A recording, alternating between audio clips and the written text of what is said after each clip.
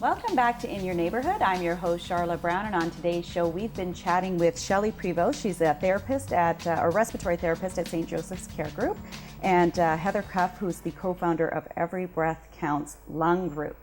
So before the break, we were chatting about lung disease. Maybe we could touch on the various types of lung disease and, what those look like. Sure.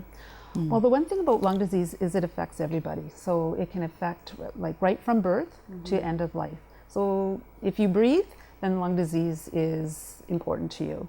It's everybody's business. So some of the diseases include asthma, chronic obstructive pulmonary disease, which we call COPD, could be pneumonia, could be sleep disordered breathing, such as obstructive sleep apnea, could be cystic fibrosis, tuberculosis, pulmonary fibrosis, sarcoidosis. Those are just some of the other lung diseases out there. The most common though is asthma, chronic obstructive pulmonary disease, and lung cancer. Those are the three most common lung diseases in Ontario, and those are the lung diseases that causes the most disability, suffering, and the use of healthcare resources.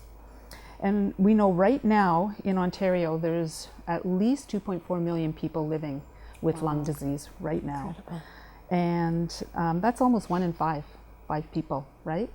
So that's pretty significant. We know that there's about 780,000 people with COPD in Ontario, and there's 1.7 million people in Ontario living with asthma, and 1/4 of those are children.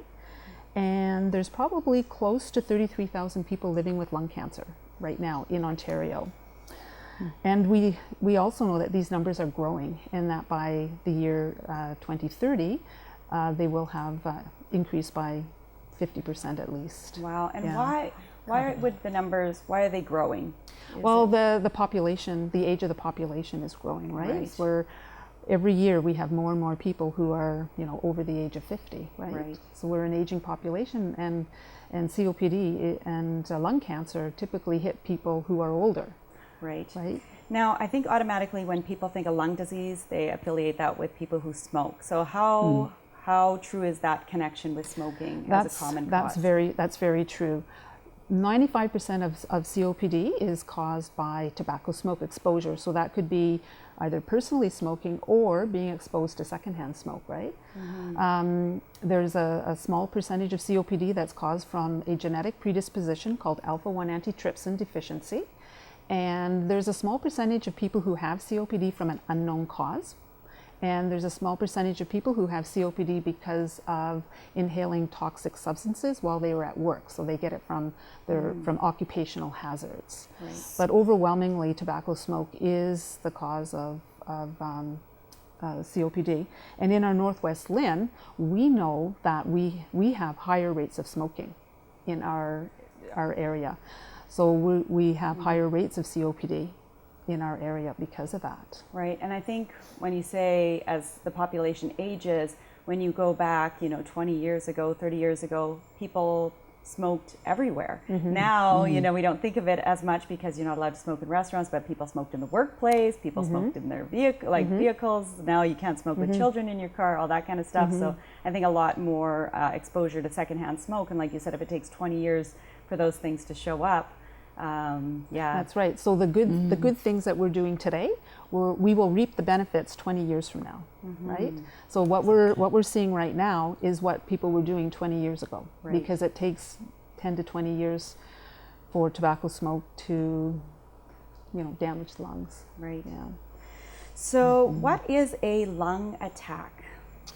Okay, a lung attack is an increase or a flare-up in symptoms that someone may experience who has lung disease. So we're all familiar with heart attack. We know that when you have a heart attack, that's really serious. You pay attention to it, you get to the hospital, you get on medications, you get followed by your physician.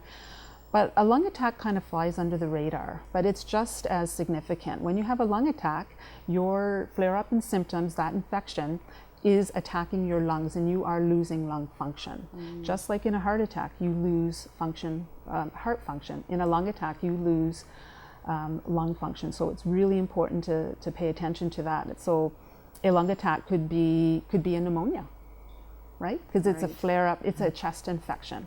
So it could be as severe as a pneumonia, or it could be just a chest infection, a cold, could be a lung attack as well. Yeah, I'd never heard that term until today, so that's really interesting as to, and what people need to look for as to, do you go and get treatment? Do you go and see a doctor? Do you go to Emerge? And, how, do you look at that further? So, you go to Emerge but if it's chronically an issue that you're constantly having pneumonia or, lung infections, chest infections, should you then see a specialist? At what point should you do that?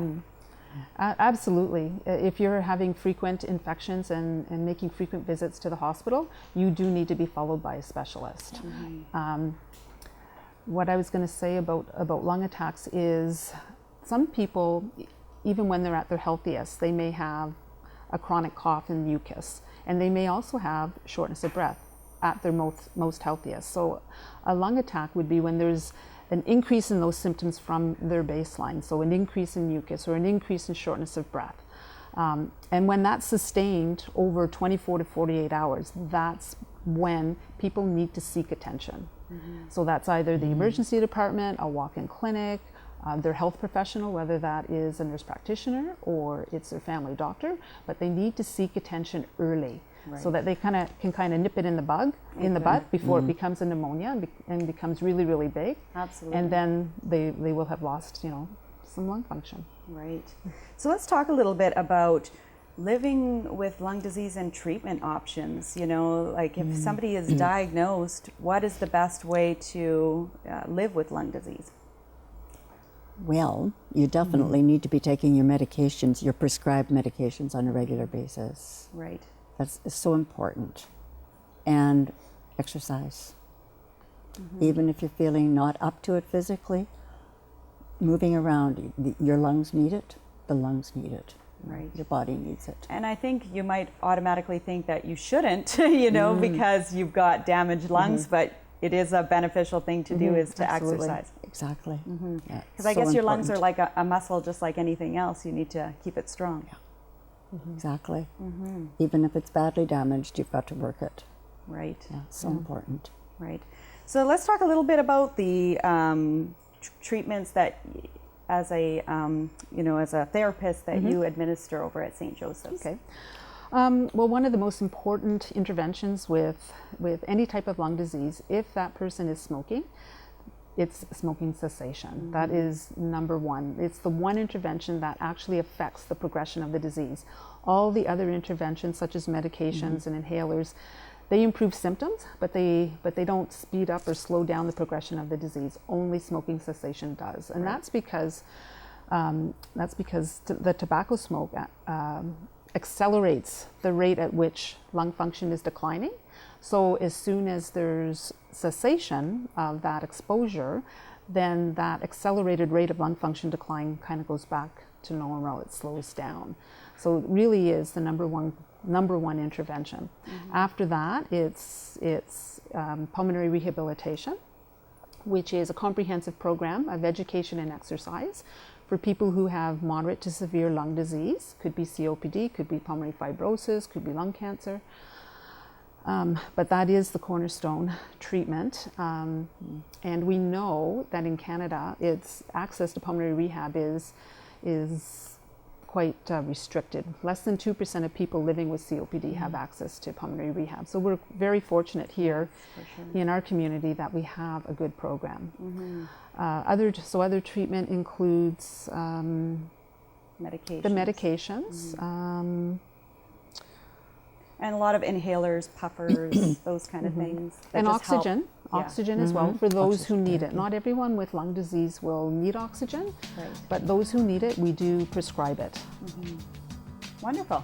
Well, I think we're going to take another quick break, but we're going to be right back and talk with Every Breath Counts Lung Group.